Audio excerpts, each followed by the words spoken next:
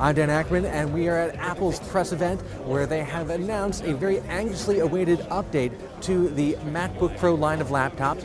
First, it came to the MacBook Air earlier this year, and then very recently to the iMac. Now the MacBook Pro, at least the version with the Retina display, has Intel's 4th generation Core i series processor, sometimes known by the codename Haswell, and that means they are now up to date along with most of the other premium laptops that we've seen in the second half of 2013. Now, what these Intel chips give you is marginally better performance, better integrated graphics than you had from previous generations, but more importantly, better battery life. And our benchmark tests with already released systems that have these new CPUs prove that.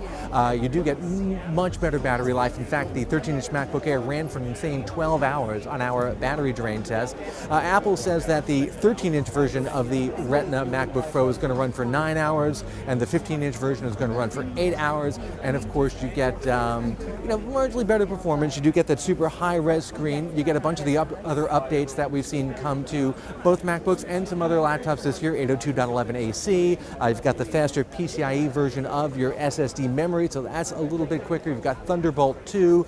In the 13-inch version of the MacBook Pro with Retina display, you've got an Intel Core i5 processor. You get 4 gigs of RAM and a 128 gig SSD, and in the 15-inch version they bumped that up to a Core i7 and a 256 gig SSD, which they cheekily describe as a quarter terabyte of storage space. One very interesting thing, they did the same thing with these models that they did with the 13-inch MacBook Air. They actually cut the price.